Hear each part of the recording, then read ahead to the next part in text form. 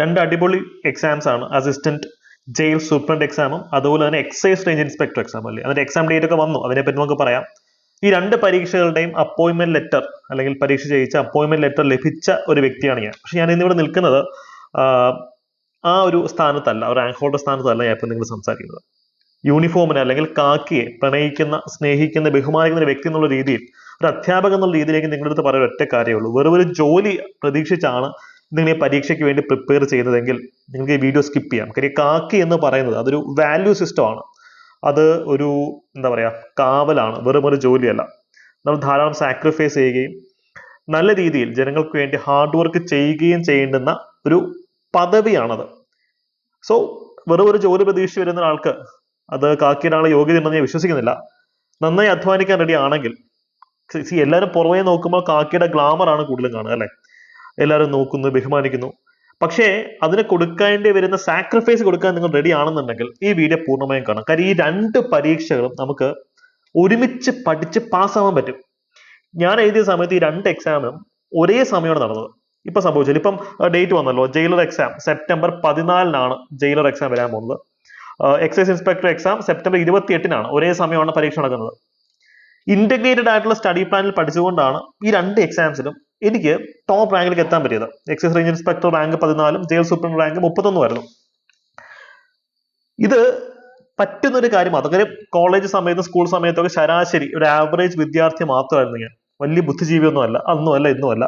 എന്നെപ്പോലെ സാധാരണക്കാരന് ഇത് രണ്ടും ഒരുമിച്ച് എഴുതിയെടുക്കാൻ പറ്റുമെങ്കിൽ നിങ്ങൾക്കും പറ്റും. ഞാനൊരു സ്റ്റഡി പ്ലാൻ പറഞ്ഞുതരാം, അതുപോലെ നിങ്ങൾ ചെയ്താൽ മതി.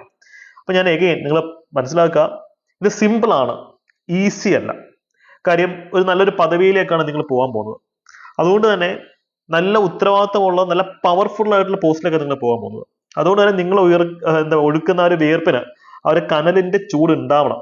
അങ്ങനെ ഉണ്ടാവും നിങ്ങൾക്ക് ഉറപ്പുണ്ടെങ്കിൽ നമ്മുടെ ടെലിഗ്രാം ചാനൽ മെമ്പേഴ്സ് ആവുക. ഫ്രീ കണ്ടന്റുകൾ ധാരാളം തരുന്നുണ്ട്. ഡെയിലി രാവിലെ മോക്ക് ടെസ്റ്റ് അറ്റൻഡ് ചെയ്യുക. ഫ്രീ റിസോഴ്സസ് മാക്സിമം യൂട്ടിലൈസ് ചെയ്യുക. അതിനോടൊപ്പം നമ്മുടെ ഈ പ്ലേലിസ്റ്റ്, യൂട്യൂബിലെ പ്ലേലിസ്റ്റിലെ വീഡിയോസ് കണ്ടിട്ടുണ്ട്. ധാരാളം ഫ്രീ കണ്ടന്റ് നിങ്ങൾക്ക് അവിടെ ലഭിക്കും. അപ്പൊ ഇനിയാണ് നമുക്ക് സ്റ്റഡി പ്ലാനിലേക്ക് പോകുന്നത് അല്ലെ. സ്റ്റഡി പ്ലാനിലേക്ക് പോകുന്നത് രണ്ട് പരീക്ഷകൾക്ക് ഒരുമിച്ച് പഠിക്കുക, റാങ്ക് അടിക്കുക, അത് വലിയൊരു സ്വപ്നമാണ്. പക്ഷെ പോസിബിൾ ആയ ഒരു സ്വപ്നമാണ്. അപ്പൊ വലിയ സ്വപ്നങ്ങൾക്ക് വേണ്ടി വലിയ പ്രയത്നങ്ങൾ തന്നെ വേണം. പക്ഷെ സ്മാർട്ടായിട്ട് വർക്ക് ചെയ്യണം. ഇതിനെപ്പറ്റി വിശദമായിട്ടുള്ള വീഡിയോ ഞാൻ വരും ദിവസങ്ങൾ ചെയ്യുന്നുണ്ട്. ഇന്ന് ജസ്റ്റ് ഒരു മോട്ടിവേഷൻ പ്ലസ് സ്ട്രാറ്റജി മാത്രം ഉദ്ദേശിക്കുന്നത്.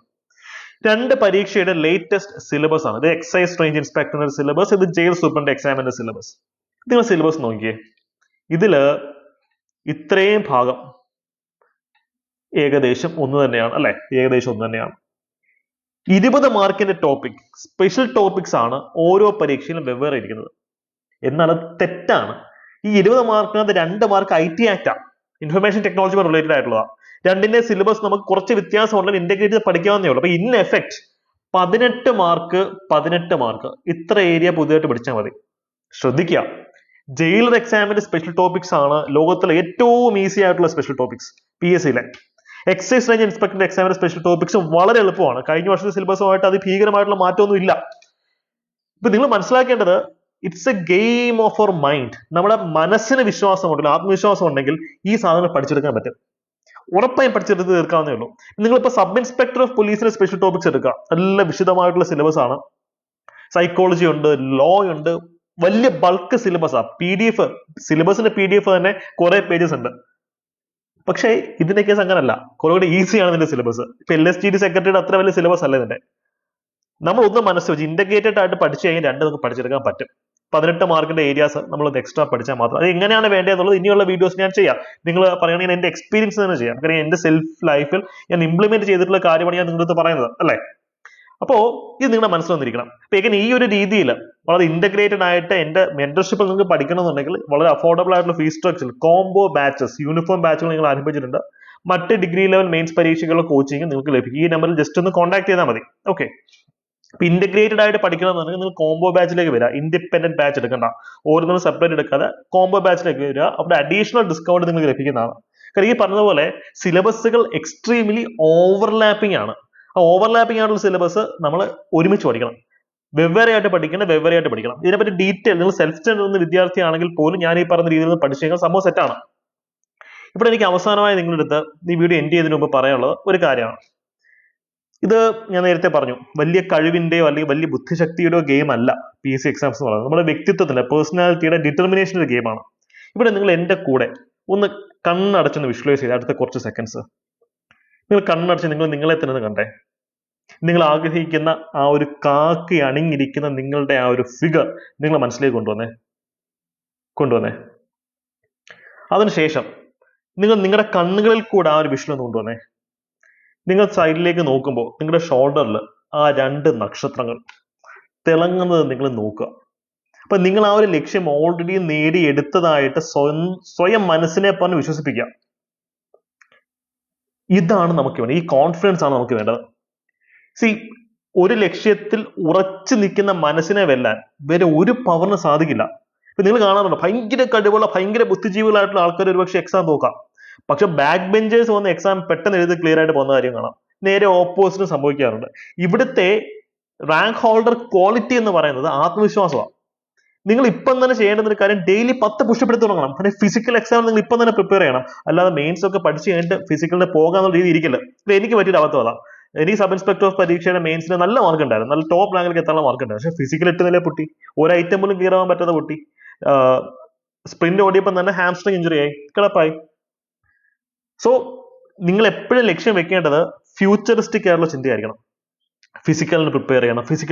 ആ രീതിയിൽ നിങ്ങൾ ഡെയിലി ബോഡിയൊക്കെ ഒന്ന് വാമപ്പ് ആക്കി വയ്ക്കുക, പുഷപ്പ് എടുക്കുക, എന്നിട്ടേ പഠിക്കാനിരിക്കാവും. അപ്പൊ നമ്മുടെ ബ്രെയിനിന് നമ്മൾ സബ് കോൺഷ്യസ് ആയിട്ടുള്ള ഒരു പ്രോഗ്രാമിംഗ് കൊടുക്കുകയാണ്. യെസ്, മെയിൻസ് ഒക്കെ ഞാൻ ജയിക്കും, മെയിൻസ് ഒക്കെ ജയിക്കാൻ എന്നെ കൊണ്ട് പറ്റും. അപ്പൊ ബ്രെയിൻ അതനുസരിച്ചിട്ട് വർക്ക് ചെയ്യും. നിങ്ങൾ ബ്രെയിൻ കെമിസ്ട്രി മാറ്റാൻ നോക്കും. ഇപ്പൊ ന്യൂറോ പ്ലാസ്റ്റിസിറ്റി എന്നൊക്കെ പറയുന്നത് സൈക്കോളജിക്കൽ കോൺസെപ്റ്റ് ആണത്. നിങ്ങൾക്ക് നിങ്ങളുടെ ബ്രെയിനിന്റെ കപ്പാസിറ്റിയെ കൂട്ടാൻ പറ്റും. നിങ്ങൾ നിങ്ങളോട് സംസാരിക്കുന്ന രീതി, എന്നെ കൊണ്ട് ഒക്കൂ, അല്ലെ എന്നെ കൊണ്ട് ഒക്കത്തില്ല എന്നൊക്കെ ചിന്തിക്കുകയാണെന്നുണ്ടെങ്കിൽ ഒക്കത്തില്ല, ഉറപ്പായിട്ട് ഒക്കത്തില്ല. പക്ഷെ എന്നെ കൊണ്ട് ഒക്കും എന്നാണ് നിങ്ങൾ നിങ്ങളോട് പറയുന്നതെങ്കിൽ, സെൽഫ് നറേഷൻ തിയറി എന്ന് പറയും, നിങ്ങൾക്ക് മാജിക്സ് ക്രിയേറ്റ് ചെയ്യാൻ പറ്റും.